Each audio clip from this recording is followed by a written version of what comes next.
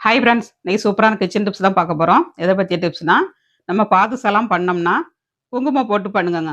குங்குமப்பூ போட்டு பண்ணீங்கன்னா, நல்லா கலர்ஃபுல்லா கிடைக்கும். டேஸ்ட்டும் ரொம்ப நல்லாயிருக்கும். பார்க்கறதுக்கும் அழகா இருக்கும். கொஞ்சமா ஒரு 4, 5 குங்குமப்பூ போடுங்க. கலர் வந்து சூப்பரா கிடைக்குங்க. இதில வந்து கொஞ்சமா நம்ம குங்குமப்பூ சேர்த்துக்கிடலாங்க. ஜஸ்ட் கலருக்காண்டி போட்டீங்கன்னா, அந்த பாதுஷா பார்க்கறதுக்கு வந்து கலர் நல்லாயிருக்கும். அதனால கொஞ்சமா குங்குமப்பூ ஆட் பண்ணிக்கங்க. ஆப்ஷன் தான். இருந்துன்னா ஆட் பண்ணிக்கங்க. இல்லாட்டா ஸ்கிப் பண்ணிக்கங்க. அப்புறமா ஏலக்காய் பொடிங்க. ஏலக்காய் பொடி கொஞ்சம் ஆட் பண்ணிக்கங்க. அப்படியே ஒரு பிளேட்ல மாத்தி வச்சு, நம்ம நட்ஸ் எதுவும் வைக்கணும்னாலும் வச்சுக்கிடலாம். இல்லாட்டா அப்படியே சாப்பிடலாங்க. சூப்பரா நம்ம வீட்டிலேயே எளிமையான முறையில பாதுஷா பண்ணியாச்சு. நீங்களும் உங்க வீட்ல ட்ரை பண்ணுங்க தீபாவளிக்கு.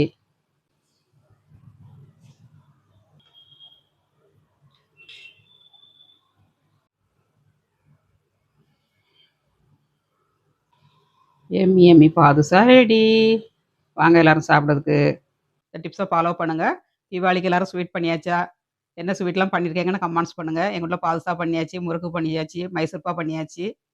உங்க ஊர்ல நீங்க என்னலாம் பண்ணியிருக்கீங்கன்னு கமெண்ட்ஸ் பண்ணுங்க. அக்னி சமையல்லயும் வரும், அம்மா மகள் சேனல்லயும் வரும் பாருங்க. Full video. குங்குமப்பூ போட்டு பண்ணுங்கங்க. சூப்பரா கிடைக்கும் உங்களுக்கு. வீடியோ பிடிச்சிருந்தா லைக் பண்ணுங்க. நாளைக்கு இன்னொரு டிப்ஸோட பார்க்கலாம். பாய்.